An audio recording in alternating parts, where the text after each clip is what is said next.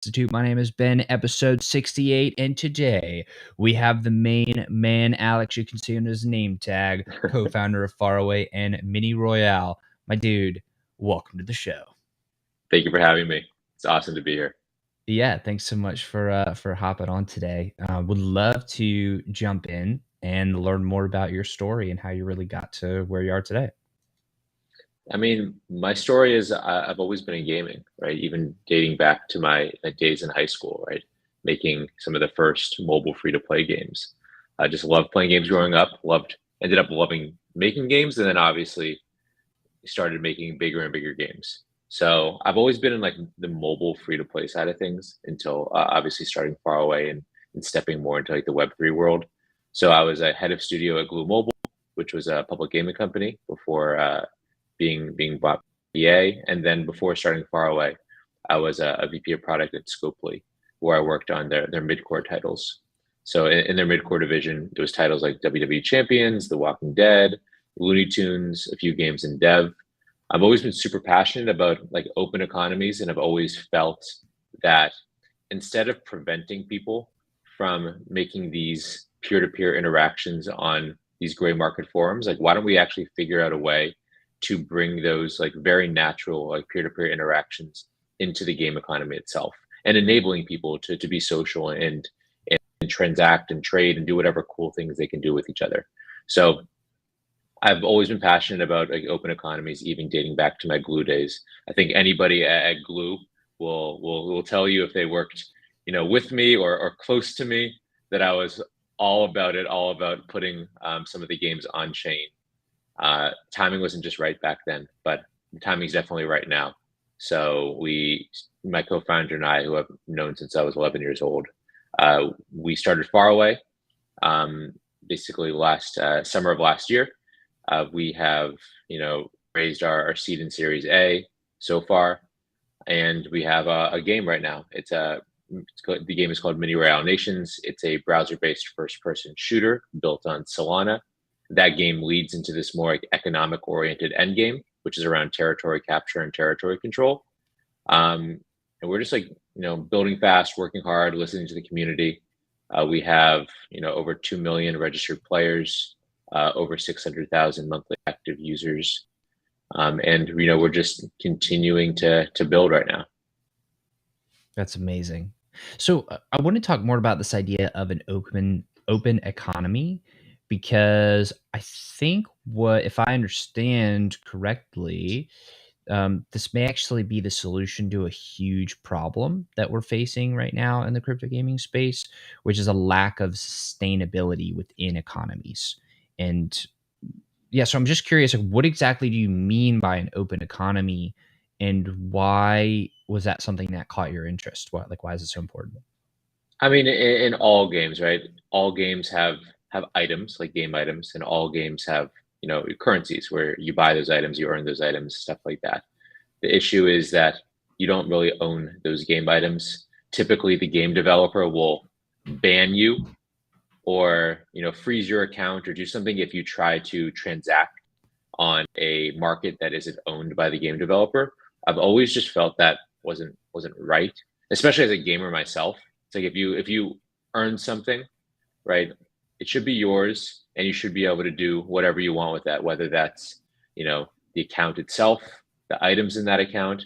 If I want to play for another player and like boost their account because they don't want to, I should be able to do that. There's all of these types of things that I think are just like so social, and just like so natural, right? These are the types of things that I would do in the real world, right? So and why are we banning those in the virtual world?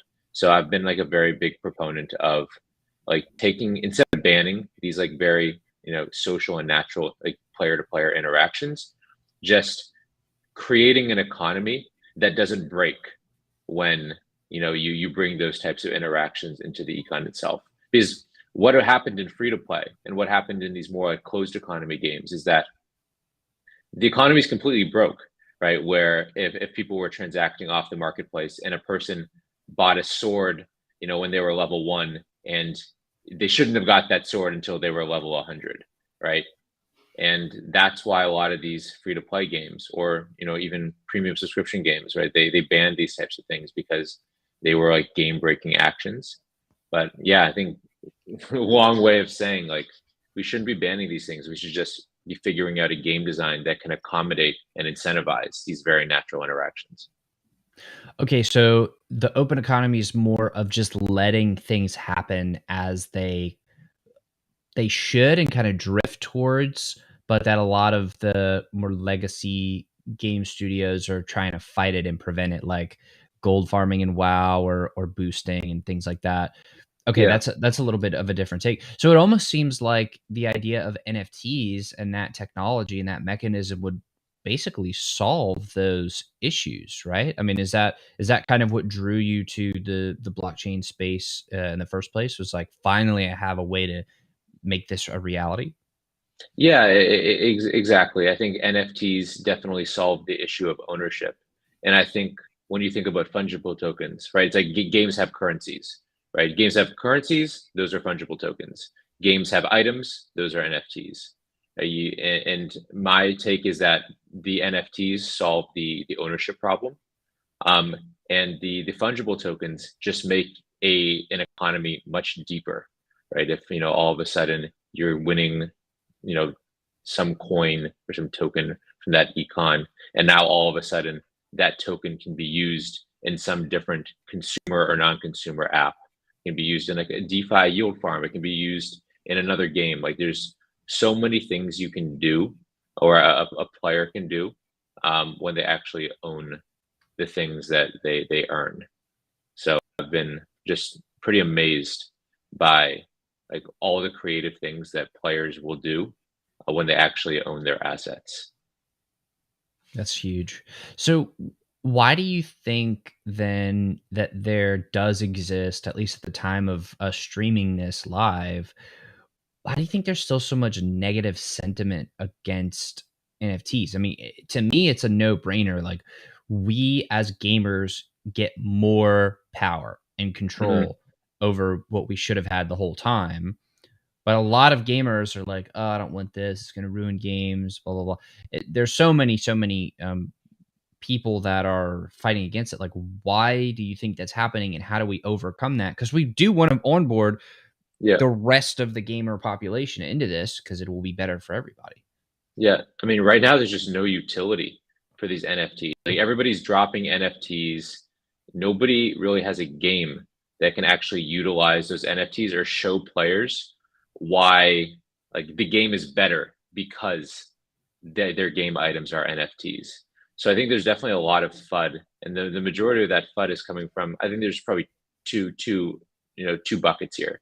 There's the traditional publishers who all of a sudden are taking an existing game and layering NFTs on it, even though the NFTs don't really add value to the existing game or even make sense with the in-game economy. And then there are projects that don't exist yet. Like the games are not even close to being built, or the games are just in such like an early prototype phase where like the NFTs just don't feel they don't feel good. Like people don't understand like the actual utility to them just because the game isn't built and there's not enough mechanics in that game that rely on having those NFTs. So I think those are the two buckets. I think as as games get more fully built out, and more utility is given to those NFTs, players will start to realize that there is a big benefit to owning your assets because they have utility, and you know then yeah, basically it's like because of that utility, and that lack of utility right now. I think that's why there's so much FUD around NFTs. Okay, I actually really like that answer because that more puts the impetus on us in the crypto gaming space, in the greater metaverse space. Like, it's up to us to make it a better solution and to make it just so dang good of so much better of an alternative than what exists already, that it's a Yeah, no-brainer for everybody to come over to us. Yeah, I think that's a really good outlook because if you take the outlook of like, oh, well, they should just get it automatically, well, then you're kind of blaming the consumer you're trying to like sell to and bring into this new system, you're blaming them for you not doing a good enough job of building for them. And Yep. I really like the viewpoint of like, oh, we have to do a better job of making that more clear to them. Yeah. I mean, like you said, it's definitely it's the onus is on the game developer. It's not on the players. And I think one big issue, right, is the fact that so many NFT products have dropped and the game is nowhere near in sight. And Yeah. that's one thing at Faraway that we've tried to stay away from. It's like we had a completely working prototype before we even included NFTs in the game itself, right? So that was important because it showed the players that we know how to build the game. Like the game is already fun. There's already a lot of you playing it. You don't need to worry about the fact that the game may or may not exist because it already does exist. Just go play it, and we're gonna do an NFT drop where you're gonna have an avatar. That ownership of that NFT is to give you additional holding benefits and in-game utility. Like right now, owning one of our premium NFTs gives people like a boost in the battle pass, and of course, we're building even more utility as we continue to build the game. But yeah, we've always been of the stance that like you need to show players there's something before all of a sudden you ask them to spend hundreds of dollars on your NFT drop. Totally. Yeah, that makes so much sense. And hopefully all the game builders out there are listening to you and they're scribbling notes furiously on their notepads Yeah. to Yeah. to learn Or from do this. your NFT drop like when you're ready to show something. Like just don't do it when all you can show is, concept art. And that you as a team need money because that's probably Exactly. not the best look. So okay, so let's talk about, because one thing that I am curious about is you mentioned that the onus is on the game studio to build out all this utility for the NFTs. However, there's also this side of well, there are independent NFT collections that at some point, at least what I hope is that they can then participate in the different game ecosystems that they want to participate. And so you have like your game native NFTs, but then you also have like your independent NFTs that can be like ported in. And then this gets to like the whole interoperability idea of all the assets should be able to work together and everything plays nicely. Do you see that being a something that's actually viable? And how do you view that as a game builder? Like, is that something that is appealing to you, attractive to you, or are you just like, wow, that's not even important to me right now. I just need to focus on my thing or No, I something think, else. yeah, I think there's a lot of interpretations of what interoperability means. I think when people first think of interoperability, they think, how can I bring my gun from Call of Duty into Diablo, right? And Right. I don't think that's what players necessarily want. And also, you start dealing with like technical limitations because Diablo and Call of Duty are in entirely different engines, entirely different lighting, entirely different camera, right? It's like there's actually a lot of work, like creating like interoperability on like the asset layer between two very, very different games. But I think where there is some like very low hanging fruit right now is if you think of I own this NFT and it gives me access to something like in this game. Maybe it allows me to join a Mm, specific clan. It opens up a different onboarding experience. It gives me access to a specific map or an event or a boost in a specific event. I think like there's a lot more stuff like we can immediately do around that. Like say, or like if I own a Solana monkeys business NFT, right? It's like maybe the skin on my AK-47 has a monkey on it, right? Or there's a Solana monkeys business clan in Mini Royale where you could only get into that clan, like only even apply if you already had a Solana's monkeys business NFT in your wallet. So I think there's a lot of stuff we can do, and I'm like pretty excited about that. Just the whole asset interoperability, I think I'm not as excited about that. And I think there's just a lot of limitations, and probably like I don't think players want AK-47s in Diablo. Well, also we're talking about trying to fight the spawn of hell with a machine gun. It's probably not even going to be effective in the first place. It is not. So, It is not. so The spawn of hell can deflect, yeah, can deflect bullets. exactly, Yeah, exactly. That's just like a tickle to them. yeah. So let's think about. I want to dive in more into this idea of okay, maybe it's not like assets going in, but maybe it's more on it just brings cool. I guess it is utility almost on a social level of like, okay, maybe you have another cool cosmetic that you can Mhm. get, or maybe it gets you access to a special club or to a special tournament or special lands or special something. So that seems like it's way easier to do. What do you think are kind of the far reaching implications or like the logical conclusion of where that heads? Is it something where now we're able to almost build like intergame or game independent guilds to where like if you're part of this collection, okay, well now there are all these perks that you have within the games and you always have like a place to go, and maybe it's more like guild focused, or like where does that in other words, like where does that consolidate in significance?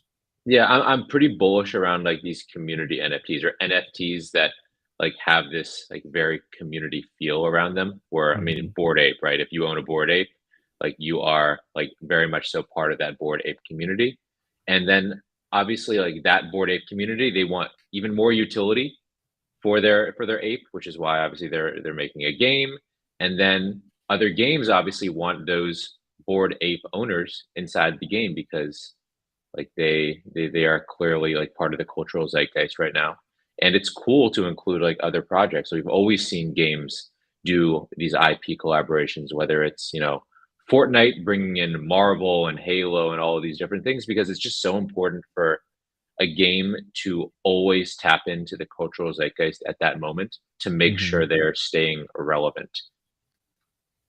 Oh, So that's brilliant. So it gives the games the ability to onboard entire communities at a time. mhm, So for them, they are able to stay relevant. So they may not have to create an entirely new map or an entirely new realm or something, but they can open it up to more customization based on which community you're coming from to make it just a cooler experience. And then they can just rinse and repeat as communities evolve over time. yeah, and I think depending on the game you make, you might want different communities. In which case, you can say like, you know what, this community, because I see like what this community's wallets, like what their wallets like typically own, I think they'd be a very good fit for a an arena shooter, right? So Mm. let's do something. Let's give those communities some utility inside of Mini Royale and try to bring those all into the Mini Royale ecosystem because I feel that they'd have fun here and they'd be really good players and they would get along with the rest of the community. Oh, that would be so rad. Yeah, I could literally see like maybe there's like a grand battle where it's like apes versus punks, and there's like a tournament like an inter like an like all the major NFT communities compete in a tournament against each Mhm. other. Like that would be a massively cool event. Yeah, it'd be awesome, and like that sort of stuff is already going on, right? There already is competition among different NFT collections, and that leaderboard is the OpenSea stats page, right? Right, Where right, right right. now all of it's based on floor price and 24-hour volume. But now with games, right, we can make these quote unquote tournaments or these competitions between different NFT collections even more interesting because they compete in different ways. Oh, what if there was a way to where instead of just tracking sales volume and activity on that level, like what if you could see how, and there would have to be some sort of link to know that the players were also holders of that specific NFT, but maybe they could like equip the badge or something that identifies them as that that ape, or for example, and then you could see like what are their stats in the different games, and then that would be so much more robust of an experience for each community, because you would have like an activity and a history of okay, well what have your community members been doing in the different Mhm. games? Like, how much did they earn playing games? How many Yeah. kingdoms did they conquer? How many goals did they score? That would be epic. Yeah, I think it's all possible. I think the blockchain is the ultimate open database, right? And I think because it's so open, um, it just leads to all of these cool new features and things that you can track, right? It's like putting history on an NFT, I think is like very low hanging fruit. And I think people will absolutely love it, to see that they just bought the gun that the person won the Fortnite World Cup with. Like it's super cool and it's all possible. And I think it's made possible because everything is on chain. So is anybody doing this right now, or did we just inspire an idea that somebody could run with? I, I don't think we inspired an idea. I have heard this idea before, but you're making me think that maybe we should prioritize it more. I mean, I think the space is just so early, right? Like, how many games that are actually playable are there? Like, you can probably count the Yeah. games, right? So I think the space is super early. I mean, and everything is evolving, right? Web3 game design is evolving. Like like the blockchains themselves are evolving and improving. Like different, I mean, NFT standards are constantly improving and evolving. So I think there's just so much stuff happening right now, um, that in a year or 2 years, like the type of stuff that we're talking about is going to be probably table stakes because there's going to be even more crazy and cool stuff that people are going to come up with.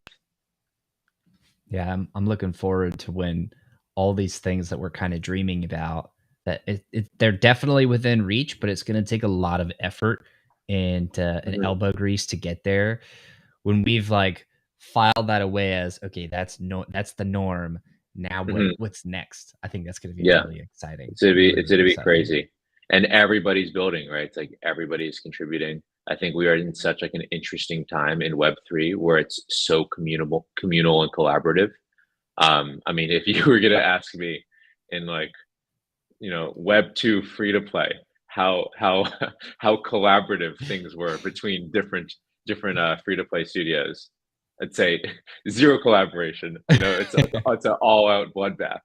But in Web3, right, there's so much collaboration between games. I mean, we're talking about maybe there's multiple games even outside of Faraway that still leverage Faraway's like fungible token economy.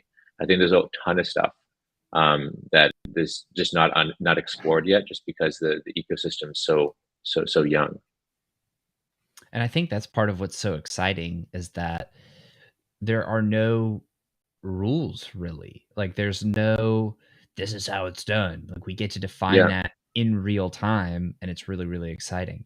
So I want to kind of continue down this idea down the road of thinking about NFTs and how they're going to be impacting games over time.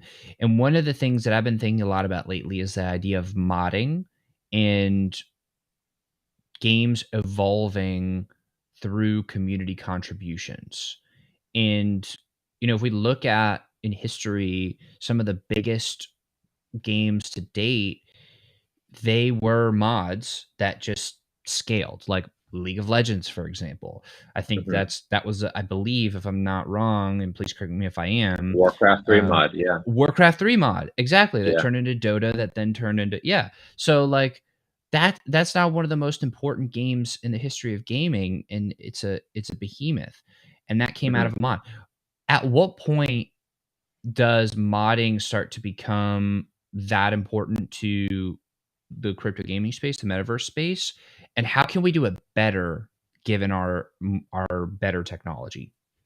I mean, I think it's critical, right? It's like critical to allow people to build on like existing infrastructure because a single game studio isn't going to have all the answers. It's not going to have like the ultimate imagination where we can imagine everything that is cool ever to exist. Like the reason that Roblox or Fortnite creative mode is so awesome because people try a bunch of crazy things and some people are just incredibly creative, and they end up making like things that you would never even think of.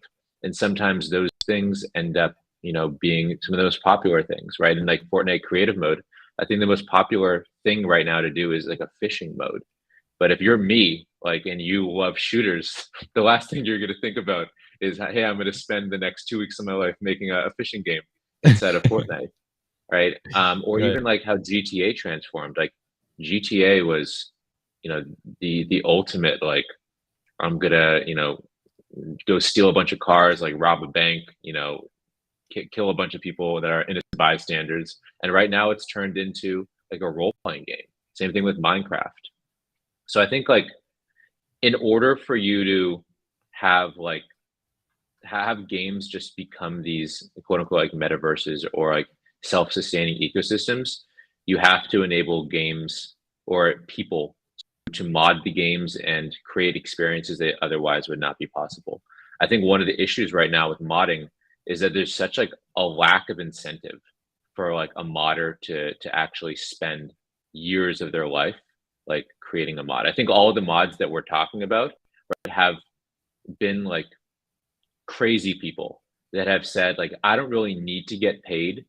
I am just going to do this on nights and weekends, or even like in the case of the league, like just dedicate my life to a mod. And I think they did that, and probably a lot of other people tried modding with no incentive, and then some people just spent years of their lives like creating these amazing mods. But if there was actually a proper incentive system, and I think that's an system that could be built around like a fungible token, I think so many more people would dedicate their time to building these like extremely creative mods, which then lead to games becoming not just like a singular experience where you're playing a shooter. It becomes an entirely new thing that's much more amorphous, that can become sort of anything the modder wants it to be. I think that's me saying like in a very, very long way. Like I think that the UGC component is critical, and I think a fungible token economy better incentivizes UGC.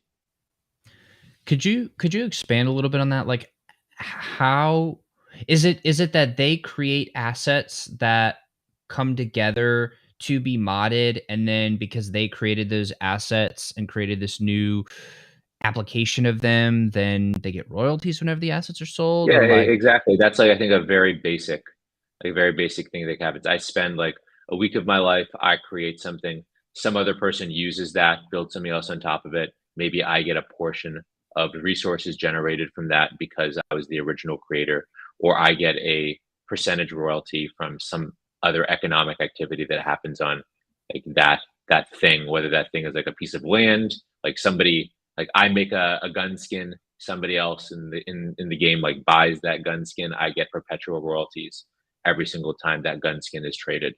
So I think I mean if you have like even more incentive to do something, more and more people are going to do that something. of course. So I love the idea of, okay, well, maybe just open up cosmetic design to the community and say, okay, design till your heart's content, and you can now build your own. So like for a shooter, gun skins, easy, low hanging fruit, right? Yeah, You can develop your own gun skin or your own gun cosmetic, and you can then sell that in our in-game marketplace, and it'll be real in the game. Well, wouldn't that also create some additional complexity for the game itself? Like, how do you how do you make sure that what they're creating does not violate any sort of terms of service?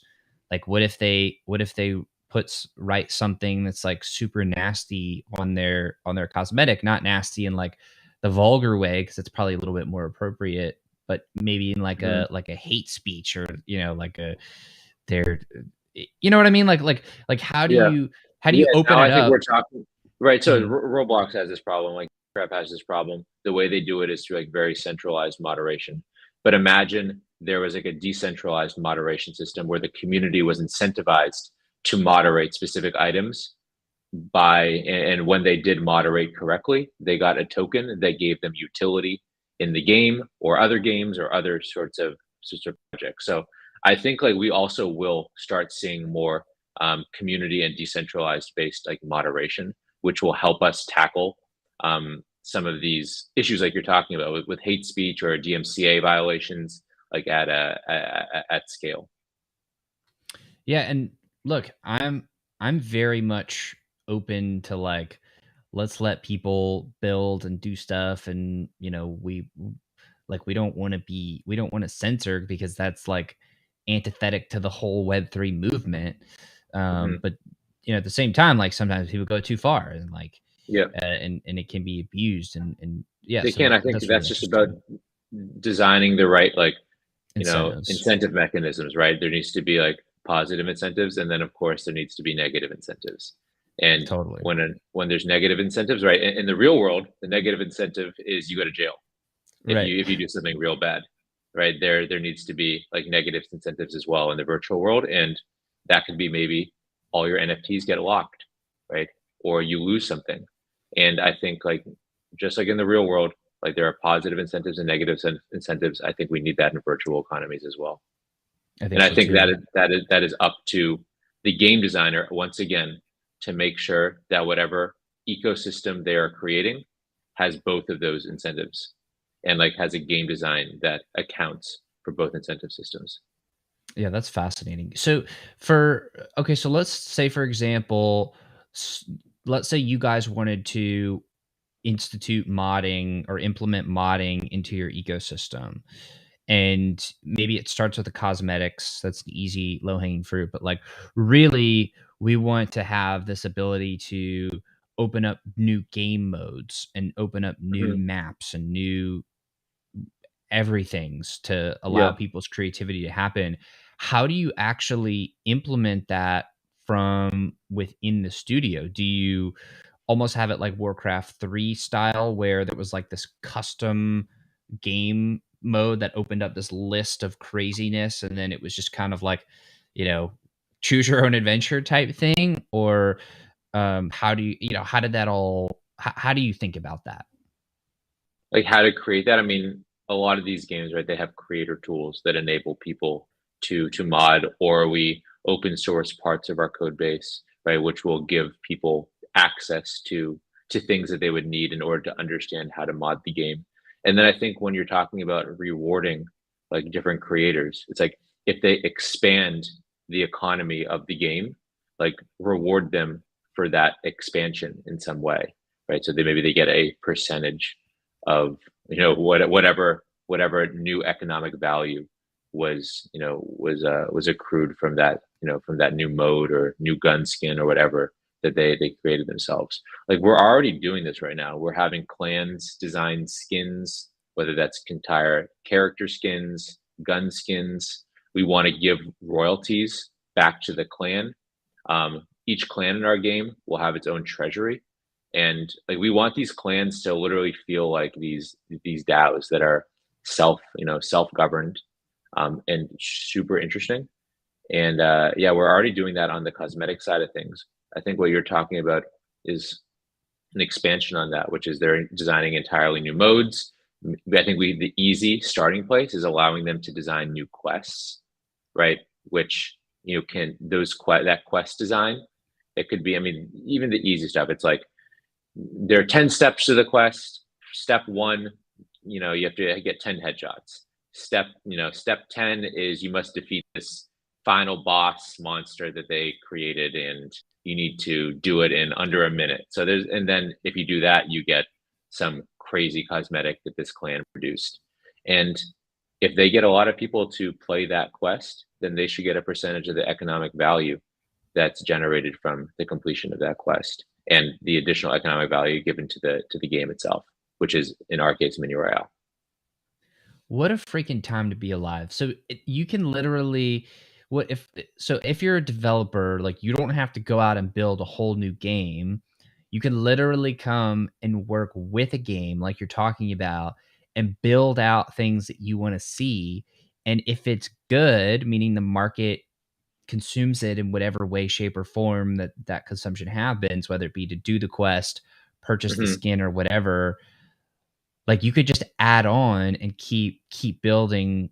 Yeah, that's I mean, is Yeah, that I not mean, amazing? Like, what a it's pretty time. cool. Yeah, it's pretty cool. It's why, we dedicated our blood, sweat, and tears to this. Like my co-founder and I, and obviously the rest of the Faraway team.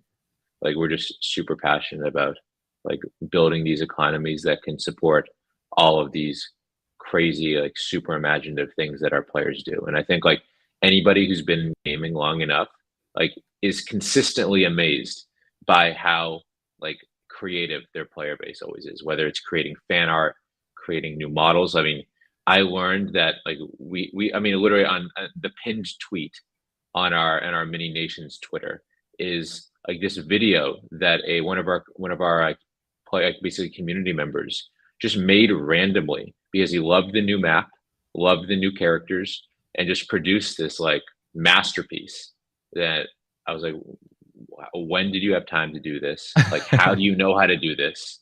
I think it's just always interesting, right? It's like these players, you know them, you know, because they're playing a game, but then they also have all these other amazing skill sets that allow them to produce like amazing things for that game. And I think it's like your job as a game studio to work together with your players, like recognize when some of your players can also do amazing things and then allow them to do those amazing things in an even more amazing way. That almost shouts to me the idea of trying to give your players the ability to freely express themselves at the highest level with the least amount of friction. Totally. Yeah, 100%. And that's what we're trying to do. It's like we want people to like, yeah, just have like an amazing time in the game, be extremely social, and benefit from like expanding the economy that's inside the game. So I'm curious about the economic piece because clearly you've put a lot of thought into it. And I think Hmm. one of the biggest issues right now we're facing in the world of crypto gaming, the metaverse, blah, blah, blah, is game economies are not sustainable. And we're seeing that with, whether they take a 3 asset approach with like their governance token, in-game token, multiple in-game tokens, and then NFTs, and then multiple types of NFTs. At some point, almost all of the games that we've seen thus far, like a vast majority, their in-game token just dies after a period of time because they're Hmm. minting to pay players, and that's how the players are playing and earning. But because they're minting so much to pay the players, it's too inflationary, and the value of each unit of currency drops so low, and then it Hmm. just kind of it's a very negative cycle. How But have it's you like simple engineered? econ, right? It's like Yeah, simple econ. It's if there's more supply than there is demand exactly. for an asset or a currency, like that asset or currency will devalue. So Mhm. once again, like I was saying originally, it's up to the game developer to not release an NFT or do not release a token unless there is enough utility for that token inside the game economy, or you will get that exact situation you're describing, where the market will get really excited, the token will pump, and then everybody realizes that like there's nothing to do with this thing. Like I don't need it. A lot of people that got really excited and aped into the game will say like I'm out, and then all of a sudden there's too much supply, not enough demand, and the token dumps. So like I think once again, like before you do any NFT drop, before you do any like fungible token launch, like understand that like there needs to be utility for that token, because if there's not enough utility, your token will crash. Just like if there's not enough utility for the US dollar or the euro or whatever other type of actual like or fiat based currency, like if there's no utility for it, like people don't want it, and the currency crashes. Exactly. I guess what I'm really trying to get at is how did you engineer or build or develop or design your economy to be sustainable? And is it free flowing where you can add in more utility over time? And like just how did you think about that from the beginning? Yeah, so there's definitely more utility added over time, but like first and foremost, like the game is fun. And I think because the game is fun, a large majority of our players are not playing it for the yield generation, right? They're playing it because they're, their friends are there and they have fun playing it. So I think it's like critical that if you want a game to sustain itself for 10, 20, 30, 40, 50 years, right? People can't be playing it only for the yields. People need to play it for other more vanity centric or status centric reasons, right? It's like for World of Warcraft, right? People are sinking tons of money into that game, and they do it because it's fun, it's polished, their friends are there, and they just like playing it. And I think one of the problems with all of these play to earn games right now is that nobody, or a small percentage of people, are playing the games because they actually enjoy them. And the large majority of people are playing them purely for the yield generation. And when people are playing it purely for the yield, they'll just go where the yield is. And one day that's your game, another day that's another game. And I think that's why like games right now in the very nascent stage of the Web3 gaming space, a lot of games have died just because they're not fun and there's not enough utility for them for their tokens or NFTs. Do you think the future of? Oh, I'm sorry. Did you have something to add on to that? No, I didn't mean to okay. that was my long spiel. Okay, good. I think one of the questions that I've been asking myself a lot is how can we learn from games in the past that have had virtual currencies? Like, for example, League of Legends has their Blue Essence and RP. WoW had the gold. Diablo had gold or something very similar, and it was necessary within the game. And but then also there are other different resources like for crafting and building cool stuff. And there was an economy within the game, but then over time, as you played more, eventually you figured out how to become uber wealthy within the game. And especially like something in WoW, I mean, you end up with a ridiculous amount of gold that you cannot spend. So how do we, over the long term, like how do we make sure that, or maybe is that the goal, is to have people eventually build and store wealth as an in-game currency, and then that's just the currency that we want to use? Or like I'm just kind of curious as to like what your thoughts are on long term, how do these virtual in-game currencies play the role, or like what role do they really play, maybe within and outside of the games? I know you touched on a little bit, but like I'm just really Yeah. fascinated by this.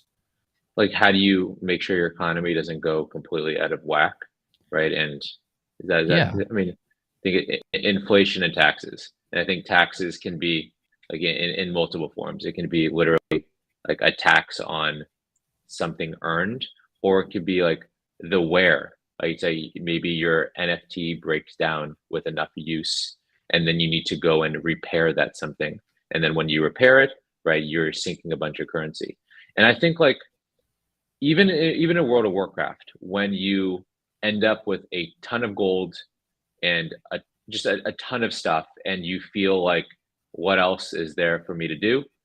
Then Blizzard goes and says, now there's an expansion pack, and there's something else crazy for you to spend on, and there's another sink for that currency, and that's the way you manage it, right? It's like inflation, taxes, and then like end game sinks.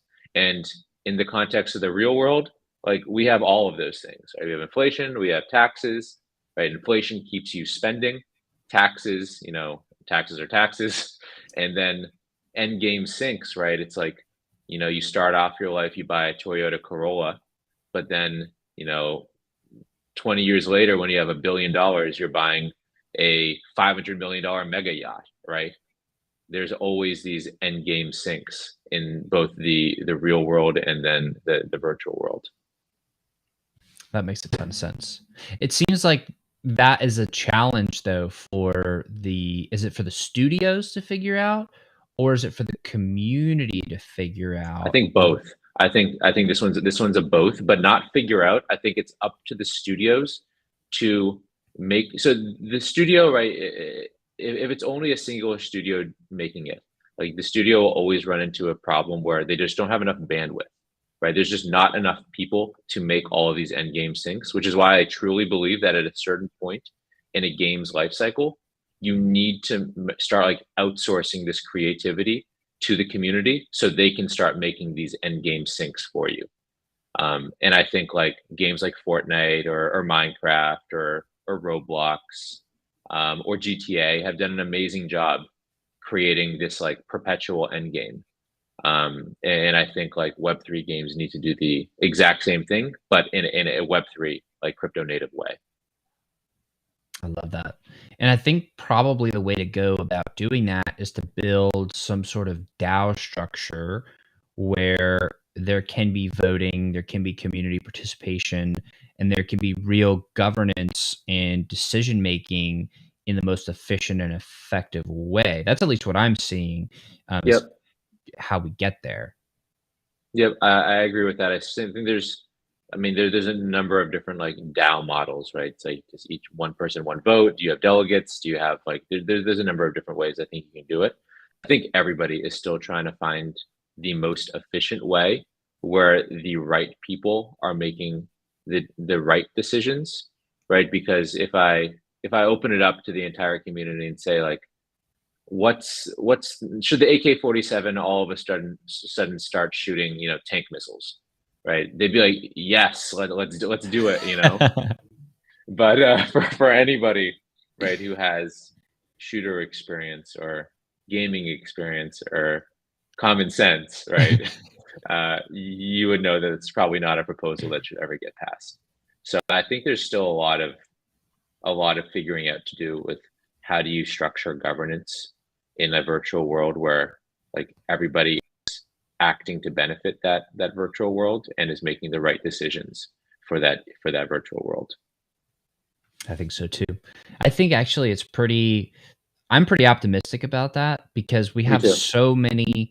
we have so many chances to get this right Mm-hmm. and we have the ability to mess up and fix it, that I just think we have, through sheer the the law of averages, we have enough shots on goal or enough times up at bat at the plate to nail it For and sure. to really figure And this I, thing out. and I think like getting people invested into that ecosystem or economy that they're making decisions on is extremely important. And I think once you get people invested enough, they start acting in the benefit of that ecosystem versus for the benefit of themselves. Or in the case of gamers, right, there's a lot of trolling. So sometimes you just do stuff to troll, but obviously the trolling stops when you have a vested interest in something.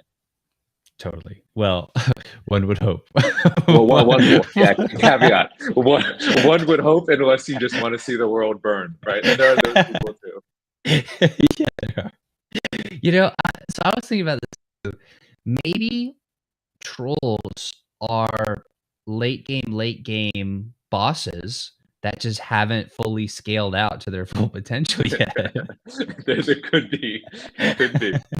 But you need to defeat the in-game troll and the out-of-game troll, right? Yeah, Yeah. exactly. It's it's a new type of boss. Um, yeah, that's funny. So I wanna kind of switch gears a little bit, and I want to explore the idea of what challenges we have right now as a metaverse, as crypto gaming, because they're not the same, but they're very closely linked. And crypto gaming I see is like the gateway drug to the metaverse, where I think the majority of people are going to get onboarded to the metaverse through gaming. I think the Mm-hmm. stats can back up what I'm saying pretty heavily. Anyways, what are the biggest issues and obstacles and challenges that we have to overcome in order to move forward from this point? Make fun and social experiences. Like, stop releasing white papers, start releasing games, right? Because I think it's still early, but I've always been disappointed when person says, I'm gonna make the metaverse, give me 7 years and I'll come back with the metaverse. Like, it just doesn't work like that. I believe like the metaverse is created iteratively, right? It's like you create something fun and social, onboard players, create things that are even more fun and social, onboard more players. And then eventually you have enough players and enough players are participating in your virtual world, that then you have a metaverse. But there was this like cool study. I don't know what university it is. I think it might have been NYU, but it's like, how do you make the perfect clay pot? It's like you can go and you can study the history of making clay pots for a year and then spend a lot of time making a single clay pot, the perfect clay pot. Or you can just go out and make 10,000 clay pots, make some horrific clay pots for the first 9,999. And for that 10,000th one, it'll probably be like a really good looking clay pot because you just spent so much time, making it. So I've always been like a fan of building things iteratively. I love that. I love that. And then let's talk about, and again, I want to take another shift here. I know we're getting close to time, so I want to make sure we get to make the best use of it. So for the people that are listening that may not be, like, they don't feel like they've made it yet, right? They want to be successful. They recognize that this is a ridiculous opportunity. They know that the metaverse is coming, crypto gaming is coming.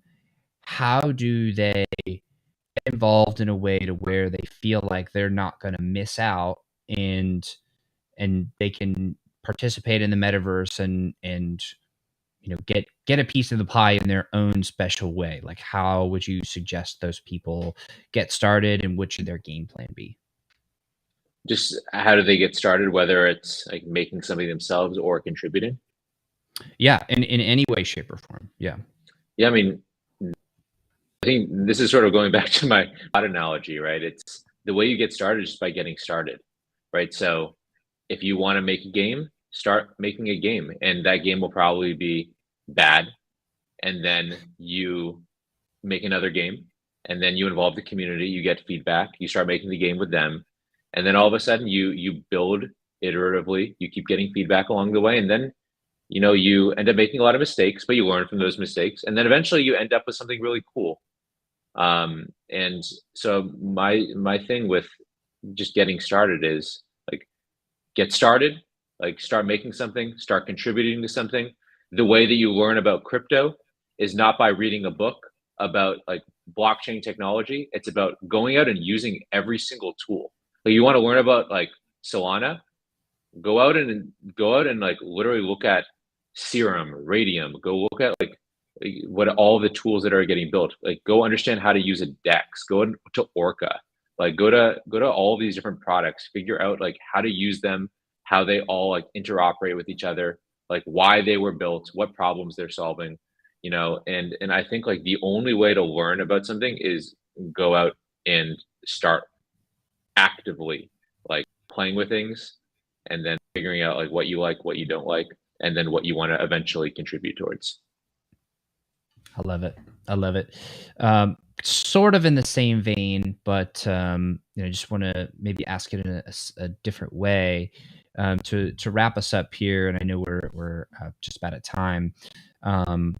What's one piece of alpha that you could share, or an additional piece of alpha? I feel like you've been dropping some massive value bombs here, but one more piece of alpha for the people, to just really leave us on a inspiring and hopeful note. One piece of alpha. It's an interesting one. I mean, I said this earlier, but I think a lot of games right now, they are running into the same problem, which is that they release a token or they release an NFT, and that something does not have enough utility. There's not enough sources and sinks in the economy. So their currencies are very volatile. And when their currencies are very volatile, especially at, in the early stage of the economy, you can't even price your own marketplace in your own token, right? Your own native token, which is why games like Axie, they price their marketplace in something more stable, which is in their case ETH. So I think we're going to start seeing games of similar genres basically leverage like a token amongst themselves. So I think like instead of every game having its own fungible token, I think we'll start seeing games share fungible tokens. Obviously, there needs to be a lot of work done on like the incentive systems around that, but there are companies or projects like Treasure.lol that's working on like a shared land mechanic and a shared emission schedule. But I think like one way to stabilize a token is by having a lot of things need that token and provide utility for that token, especially in the early stages of the economy. So I think like we will start seeing that. Like I'm like really trying to think more about like how that will look, how you can incentivize different non-related projects to build on the same like fungible token layer. So I think it's coming. I think that's like when I think of like interoperability, I've been thinking more about like that fungible token layer than I have around like interoperability with guns and Call of Duty and and swords and Diablo. So yeah, I think it's coming. I love that. Alex, I want to thank you so much for coming on the show today and for having a good time and Dude, you thank you know for having me. This has been awesome. These are all of like the questions that like I've just been thinking about like with my co-founder, like how does this, it's so early right now, like, and there's so much transformation left. Like, what does this thing look like even 12 months from now? And it could look entirely different. I think a lot of people forget that 12 months ago, I don't know, the price of Sol was like $2, right? You know, so right. it changes, the space changes rapidly. And I think like we are only at the beginning. And the cool stuff is, very much so still in development. You're right. You're the man. Thank you so much for coming on the show. And everybody watching and listening, I want to thank you all. Y'all are the best. And I will see you on the next episode.